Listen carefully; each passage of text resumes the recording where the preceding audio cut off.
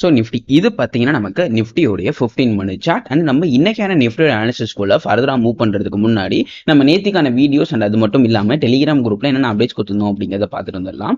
So Telegram குரூப்பில் வழக்கம் போல் markets open ஆகி ஃபியூ மினிட்ஸ் கழிச்சு தான் என்னோட வாய்ஸ் மெசேஜ் போட முடிஞ்சு. ஆல்மோஸ்ட் 9:17 நான் வாய்ஸ் மெசேஜ் போட்டிருப்பேன்.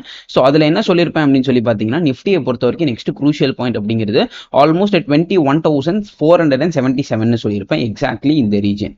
ஸோ இதுக்கு கீழே வந்தாங்கன்னா நீங்கள் புட்டில் போகலாம். இதுக்கு மேலே இருக்கிற வரைக்கும் நீங்கள் கால் ஆப்ஷன் சைடில் ஃபோக்கஸ் பண்ணலாம் அப்படிங்கிறது தான் பிளானாக இருந்துச்சு.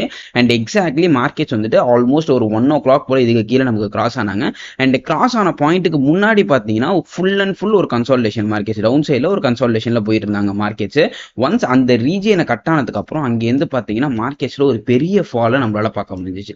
கிட்டத்தட்ட இந்த ஃபாலோட பாயிண்ட்ஸ்னு மட்டும் பார்த்தீங்கன்னா கூட ஸ்டில் நம்ம சொன்ன பாயிண்ட்லேருந்து கிட்டத்தட்ட வந்துட்டு ஒரு 400 பாயிண்ட்ஸ் பக்கம் ஃபால். ஸோ கிட்டத்தட்ட இது ஒரு 2% ஃபால்.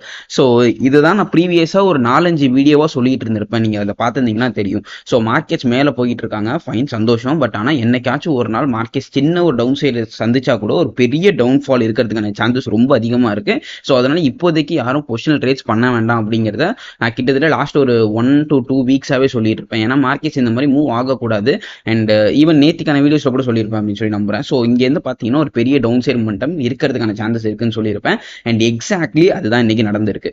ஸோ இதுக்கப்புறம் ஃபர்தராக அப்பர் சைட் மொமெண்டம் இருக்குமா அப்படின்னு சொல்லி கேட்டிங்கன்னா அது இந்த கேப்பை பொறுத்தது. அதை நம்ம இதுக்கப்புறம் ஃபர்தராக வீடியோவில் பார்க்கலாம். ஸோ இதுக்கு முன்னாடி நான் சொன்ன விஷயங்கள் எல்லாமே இன்னைக்கான மார்க்கெட்டில் பர்ஃபெக்டாக நடந்திருக்கு.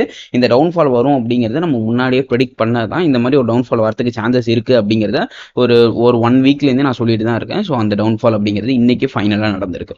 Okay fine. இப்போ நம்ம நாளைக்கான மார்க்கெட்டோட அனாலிசிஸ்க்குள்ள மூவ் பண்ணலாம். இப்போதைக்கு நமக்கு குளோபல் டேட்டாஸில் இன்னும் ஃபுல்லாக கன்ஃபர்மேஷன் கிடைக்கல. ஸோ அதனால் குளோபல் டேட்டாஸையும் பார்க்க முடியாது. அண்ட் எஃப்ஐஸ் அண்ட் டிஎஸ் டேட்டாவும் இன்னும் பப்ளிஷ் ஆகல. ஸோ அதையும் நம்மளால பார்க்க முடியாது. Only based on price action தான் இப்போதைக்கு நம்மளால போக முடியும்.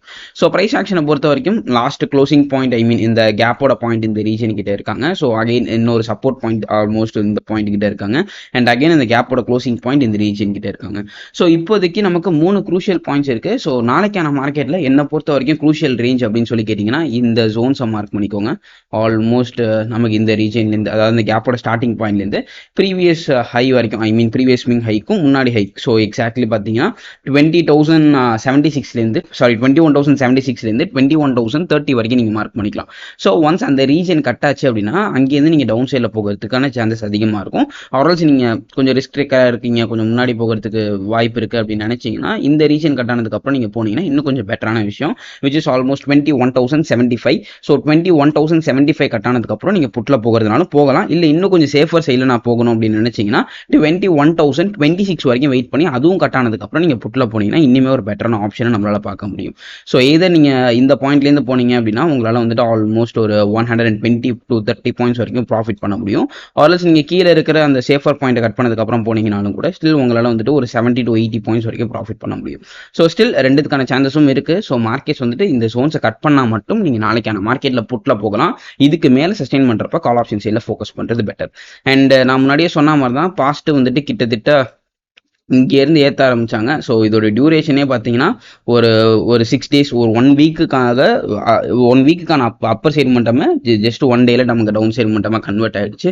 ஸோ இதை தான் நம்ம ப்ரீவியஸ் வீடியோஸ்லேயும் சொல்லிட்டு இருந்திருப்போம். ஸோ இப்போதைக்கு பார்த்தீங்கன்னா நடந்துருச்சு. இப்போ நெக்ஸ்ட் க்ரூஷியல் பாயிண்ட் அப்படின்னு சொல்லி பார்க்கணும். நம்ம ப்ரீவியஸாக சொன்னேன் 21,070லேருந்து 21,030 வரைக்கும். ஸோ ஒன்ஸ் அந்த ரீஜன் கட் ஆச்சுன்னா நீங்கள் புட்டில் போகலாம். அதுக்கு மேலே இருக்கிறப்ப கால் ஆப்ஷன் சைடில் ஃபோக்கஸ் பண்ணலாம். வேறஸ் பேங்க் நிஃப்டி அப்படின்னு சொல்லி பார்க்கணும். பேங்க் நிஃப்டிலையும் ஒரு டவுன் சைட் மட்டும்.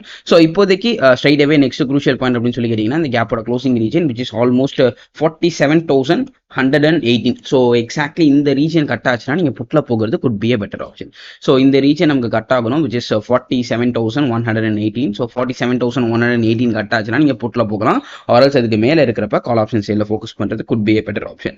ஸோ பேங்க் நிஃப்டியை பொறுத்த வரைக்கும் நிஃப்டி மாதிரி ஓவர் ஆலியில் ட்ரேட் ஆகலை. ஸோ நிஃப்டி வந்துட்டு கிட்டத்தட்ட நமக்கு ப்ரீவியஸ் ஹைன்னு பார்க்கணும்னா ஆல்மோஸ்ட் ஒரு 19,000 பக்கத்தில் இருந்தாங்க. அந்த 19,000 பிரேக் பண்ணி கிட்டத்தட்ட ஒரு 2,000 பாயிண்ட்ஸ் கிட்ட ரேலி.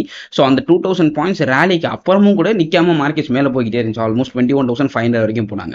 பட் பேங்க் நிஃப்டியை பொறுத்த வரைக்கும் நமக்கு ப்ரீவியஸ் ஹைன்னு சொல்லி பார்க்கணும்னா ஆல்மோஸ்ட் 46,000 இருந்தாங்கன்னு நினைக்கிறேன். எக்ஸாக்ட்லி 46,200 300 சம்திங் அந்த ரீஜன்.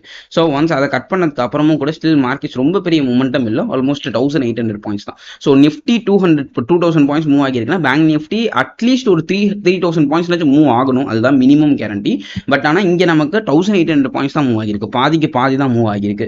ஸோ இந்த மாதிரி மூவ் ஆகாமதும் பேங்க் நிஃப்டியை கம்பேர் பண்ணாமல் தான் ஓவர் வேல்யூடா இல்லை அப்படிங்கிறது தெரியுது. So bank Nifty little more ஸ்டேபிளாக இருக்கிற மாதிரி நான் பார்க்குறேன். Okay fine. இப்போ நம்ம வந்துட்டு நாளைக்கான மார்க்கெட்டில் நிஃப்டி அண்ட் பேங்க் நிஃப்டியோட சப்போர்ட் அண்ட் ரெசிஸ்டன்ஸ் பாயிண்ட்ஸ்குள்ளே மூவ் பண்ணிடலாம். ஸோ நாளைக்கான மார்க்கெட்டில் நிஃப்டி அண்ட் பேங்க் நிஃப்டியோட சப்போர்ட் அண்ட் ரெசிஸ்டன்ஸ் பாயிண்ட்ஸ் இதுதான். இதை மார்க் பண்ணி வச்சுக்கோங்க. நாளைக்கான மார்க்கெட்டில் இது உங்களுக்கு ரொம்ப ஹெல்ப்ஃபுல்லாக இருக்கும்.